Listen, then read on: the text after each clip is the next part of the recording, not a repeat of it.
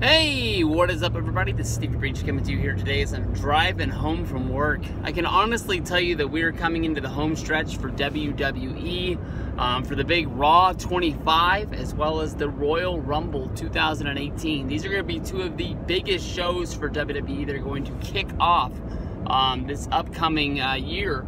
And hopefully, shotgun us right into an awesome WrestleMania this year. I can honestly tell you that I go back and forth, but as of right now, the one thing I'm looking forward to is Raw 25. I think that they really have to knock that out of the park in order to set the stage to have a really good Royal Rumble. Because I think if they go out there and they just sort of wet the bed with Raw 25, it's going to have people going into this year's Royal Rumble with sort of mixed feelings, maybe not really knowing what to expect.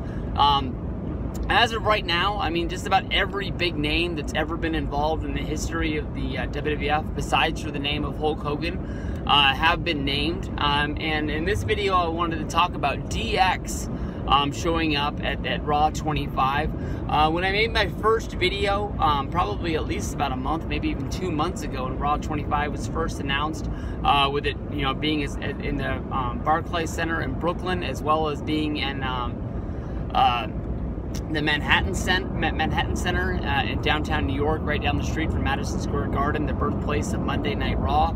I said that I would not be surprised if this ended up being the focus of one of the WWE 24 specials, so they can look back at how awesome this night was backstage at both places, having two shows basically in the same city at the same time. And I said that I would not be surprised if Triple H was the one superstar to make appearances at both buildings, to be one of the main focus characters of the WWE 24, seeing him show up, do his backstage duties, go out there and do something at the Barclays Center, and then maybe drive across town to appear at the Manhattan Center. And possibly with that, we get to see with Triple H, he's babyface sometimes, he's a heel when he's a wrestler. He is a character that goes back and forth. Sometimes they want the authority figure to be an all-out heel, and sometimes they want the authority figure just sort of calling it straight right down the middle. And they go back and forth on what they want this to be.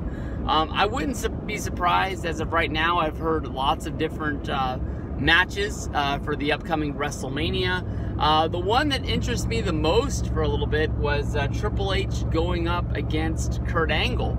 Kurt Angle, of course, was one of Triple H's main rivals.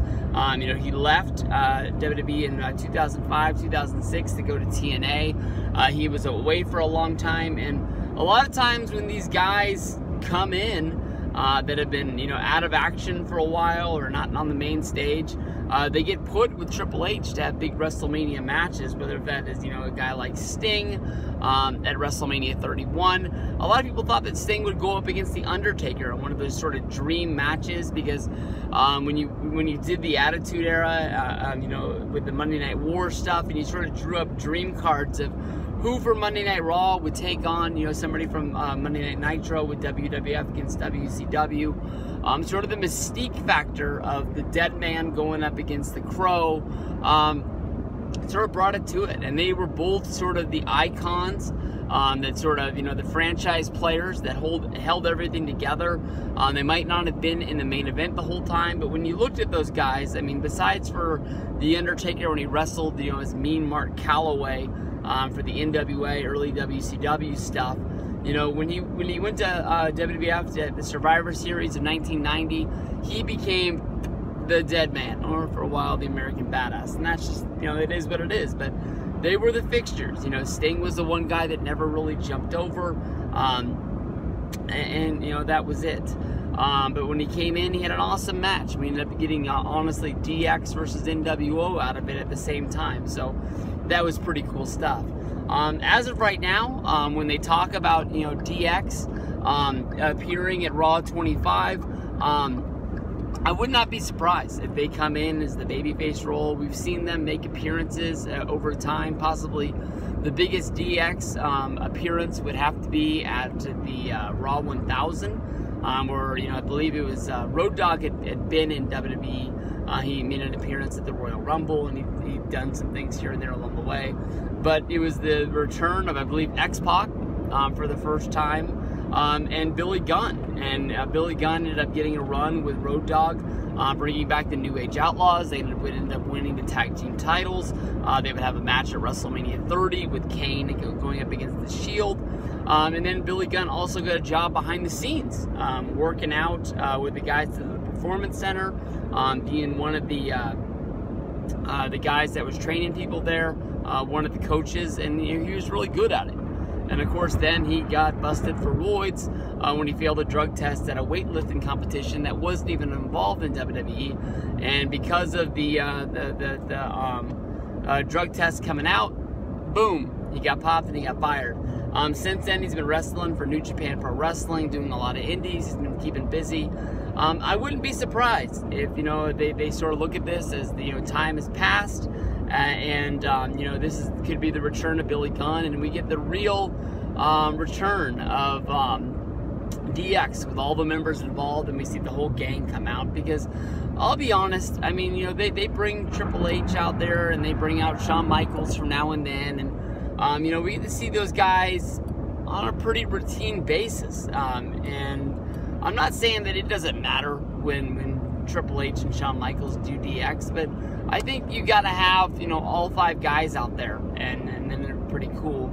I know that, we're into January, which means we're getting closer to WrestleMania. We could possibly see the return of DX, and they basically nominate China to go into the Hall of Fame. I know that normally they name the marquee main event Hall of Famer before tickets go on sale. And I don't think China will be the Hall of Famer who is the main event to go in. I know that, not just because she's passed, because I know they sort of made Macho Man look like he was the main eventer before finally Kevin Nash / Diesel got named at the last Raw before WrestleMania, I think, and then he ended up being the main event to sort of not leave the Hall of Fame on a sour note. But I'm really looking forward to this. I mean, even if it is just Triple H and Shawn going out there doing some hijinks, I don't really know where they fit in. I mean, you could possibly have them do something with the Miztourage, where they basically do what WWE does. It's sort of like when the NWO, Scott Hall and Kevin Nash, 2 guys that, I'm not going to say that they can't go anymore, but I mean, they wrestle on the indies, and it is what it is. But they're not wrestling on Monday Night Raw, and the Ascension's coming in making their freaking debut in the company, and you're bagging on these guys, telling them that you're not scared of them and they can't beat you up when they're making their debut out of NXT, when they're the longest reigning NXT Tag Team Champions. These are guys that, should be sort of backing up. I know that Shawn Michaels would do it today. He'd do it for, honestly, just about anybody on the main roster because he knows that's what he is. But Hall and Nash decide that they're too cool for school, and because of their relationship with the company and, their relationship with Triple H, they can get away with it. And it's no big deal. And honestly, the Ascension, they came in, they had that big match where I think they got beat up by... did they get beat up by the Outlaws? I think the Outlaws, the Acolytes, and the NWO were out there. And then it ended up just being the Ascension versus the New Age Outlaws. I think that was a Royal Rumble match. I could be a little bit off, and if I am, let me know. Either tweet me at Stevie Breach, or you just leave it in the comments below. But, that sort of killed off the Ascension. And even though they're sort of doing their thing on SmackDown with the whole... Bludgeon Brothers and the fashion cops, fashion police, whatever the heck they're called. Oh man, I forgot to go to the bank when I got off work. But anything can happen. So I'm looking forward to DX at Raw 25. You've already got Undertaker, Shawn Michaels, Ric Flair. Lots of big names. So we're going to be making a lot of videos in the upcoming days. Sort of just fantasy booking what's going on with Raw 25, because I think it's going to be a big show. Possibly one of the biggest Monday Night Raws since Raw 1000. And honestly, this one should... they should find something to put it over the top. I've already thrown it out there. I think it's going to be Undertaker and John Cena making an appearance and hopefully kicking off their WrestleMania match. So if you want to hear more about that, check out that video in the archives, and just know that there's more to come. Raw 25 right up around the corner. Peace out, everybody.